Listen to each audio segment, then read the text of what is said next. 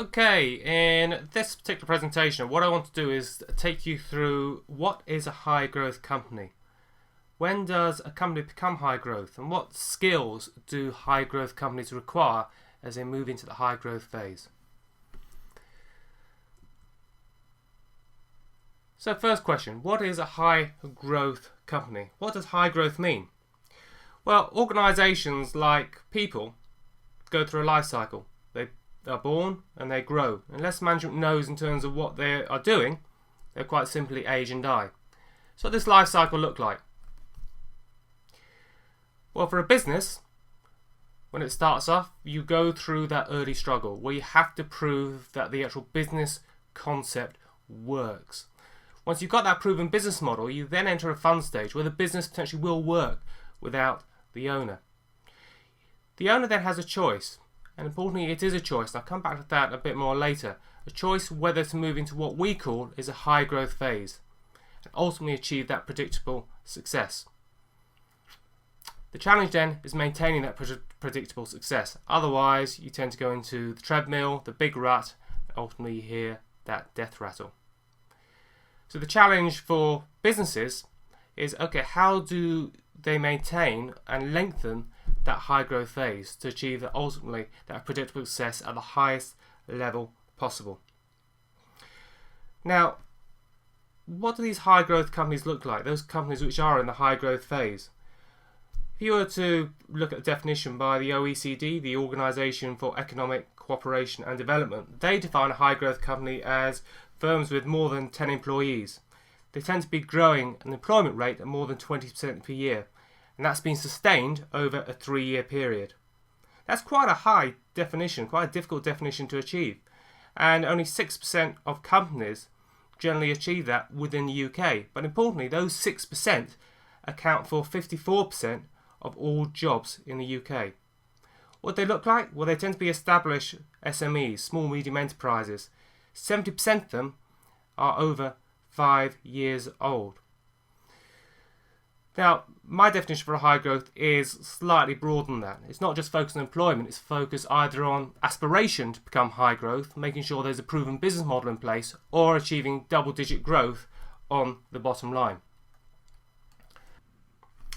Okay, let's look at another way. Let's look at a company's journey. When a company starts up, it's all about proving there's a business there in the first place, that there are enough customers buying what the company is providing. It's able to be delivered successfully and profitably.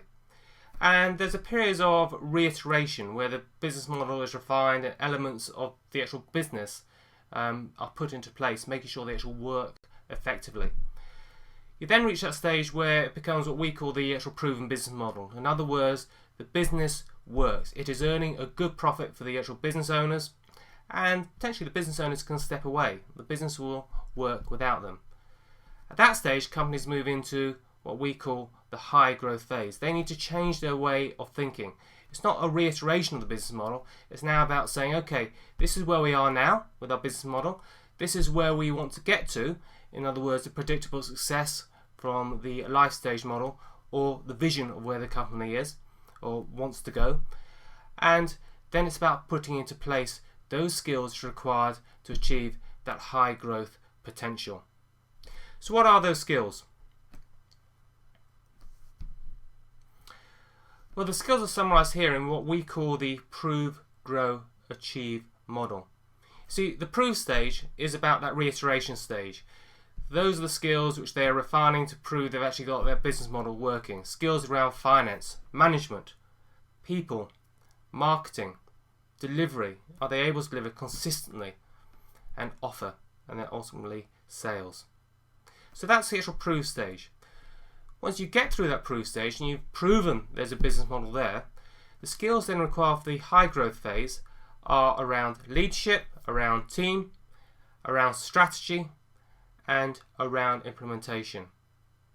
Now, acquiring those skills, continue to acquire those skills as the company grows, will enable the business owner together with the directors to ultimately achieve the vision of their company. Now, how high they actually set the vision is up to them.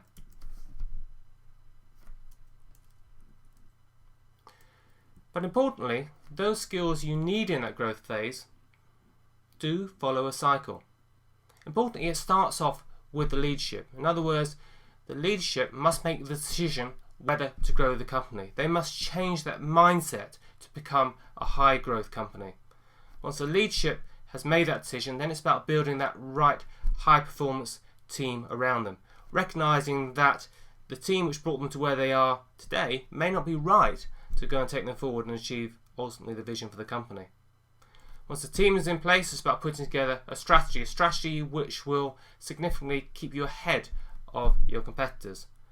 Then ultimately it's about implementing that strategy as well, and implementing excellently and consistently. Those are the skills the high growth companies need, but importantly it is a cycle. It starts with the leadership, goes on to the team, moves to the strategy, then it's around implementation excellence. Then it comes back down to leadership, because you're going to be in a different place once you complete that cycle once to where you were when you started. Your mindset, your skills which are then required will again be very different. And it's important you acquire those skills and that learning to keep you ahead of your competitors and sustain that high growth and ultimately achieve the potential for both yourself and also your company. I end with this great quote from Michael Tracy, author of The Double-Digit Growth. And importantly, he says here that it is down to the business owners and the business directors to make the choice to move into that high growth phase. It is not all in the lap of the gods. It's not like winning the lottery. Whether you're successful is a choice you will make as a team and as an individual. Once you made that choice, it's about acquiring those skills and being disciplined with the management practices you then go and instill. It's only by implementing them and by sustaining a mindset which will keep you high growth will you achieve ultimately the vision for yourself and also your company.